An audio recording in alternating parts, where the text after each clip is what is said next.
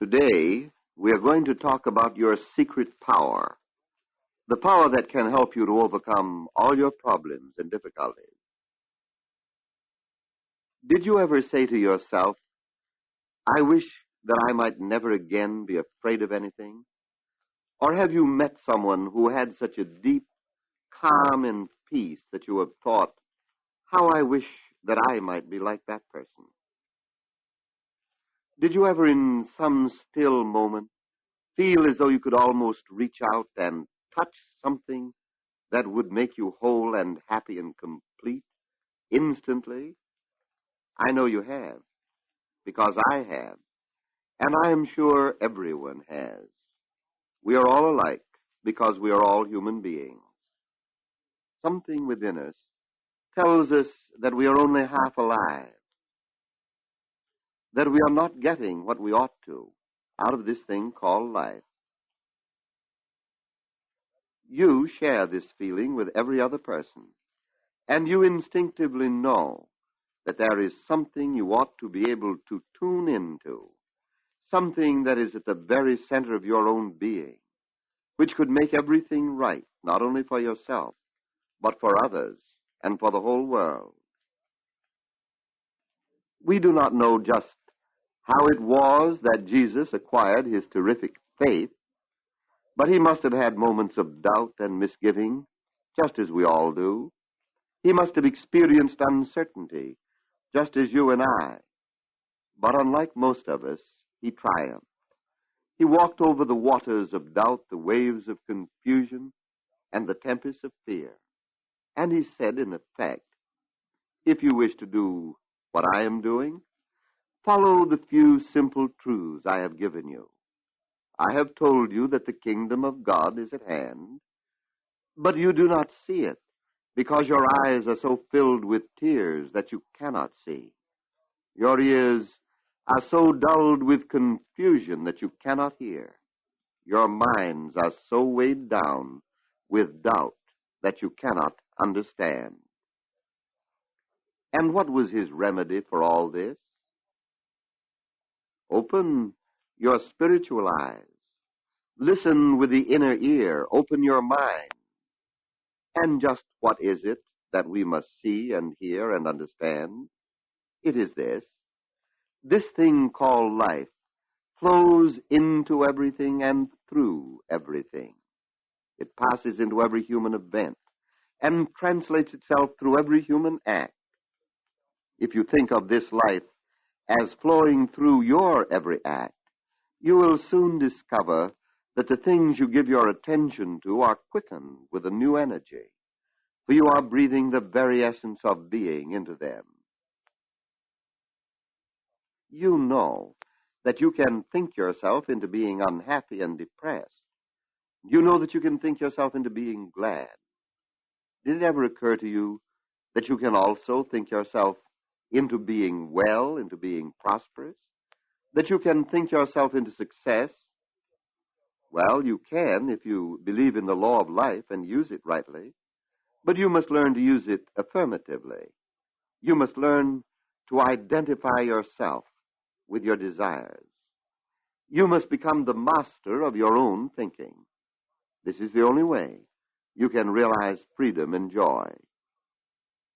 Therefore, you will have to turn your thoughts away from lack and want and limitation, and let them dwell on the good. Make yourself do this. Learn to think about what you wish to become. You see, you are a thinking center in life, and the chief characteristic of the law of this life is that it responds to your thought. Your slightest thought sets up a vibration in it, sets its creative intelligence in motion, and causes it to create circumstances for you which correspond to your thought.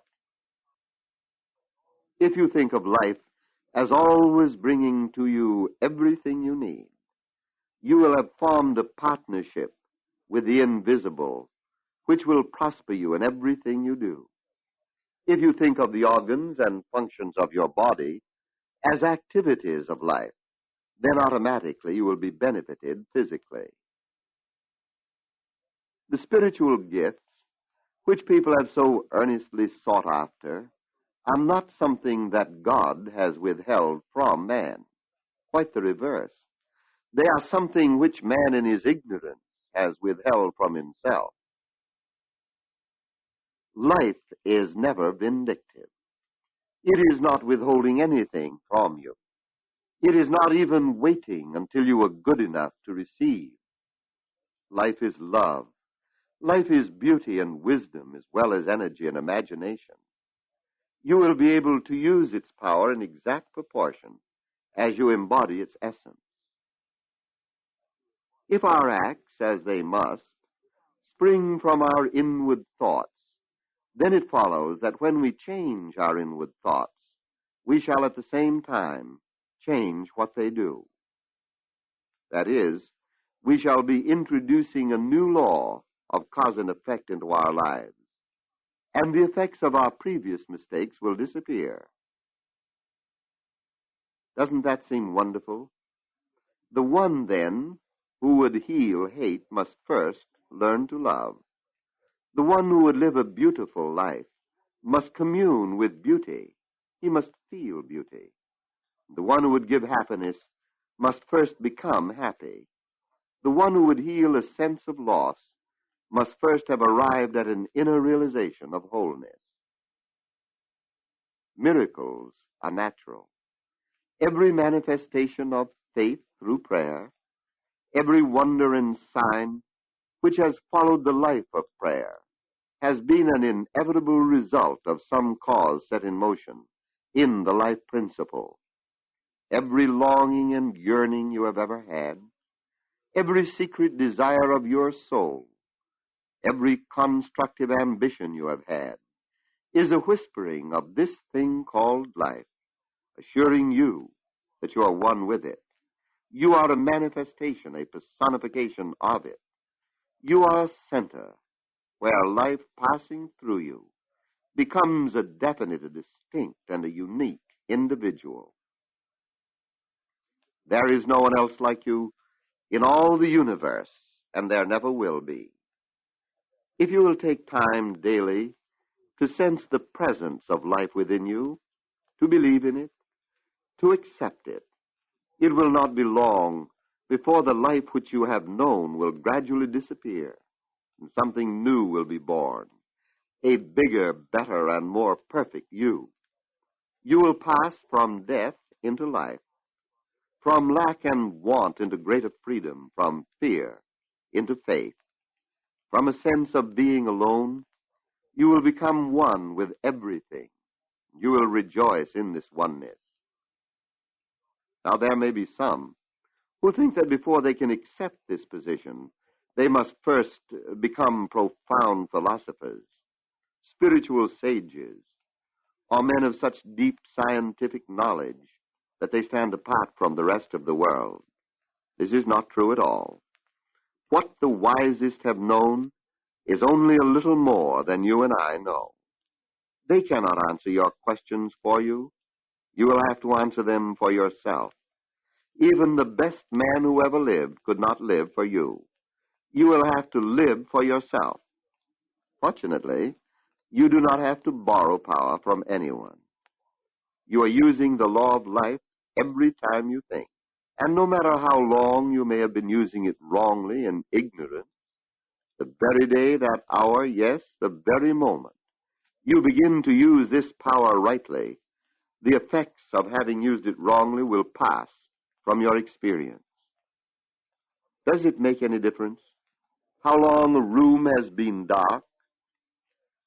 Does it make any difference when you introduce a light?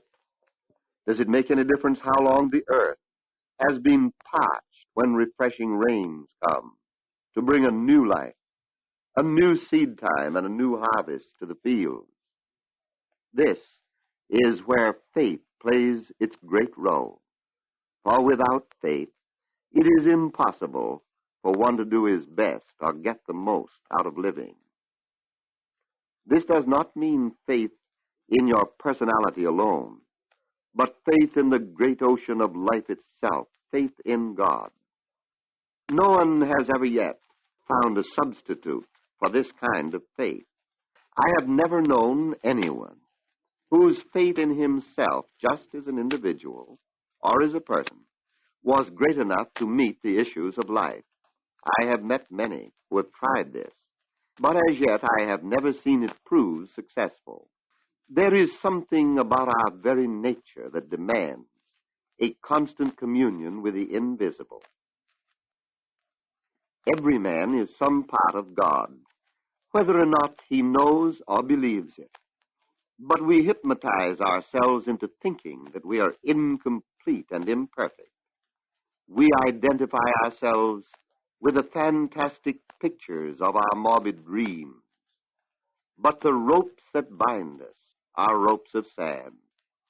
Let us cease to wonder what made the machinery get out of order and spend our time in a positive realization that there is a divine mechanic at the center of our being who knows how to repair it.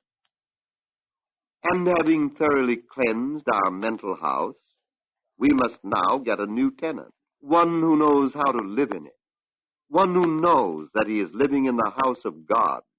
He is in heaven now. He is the guest of the infinite today.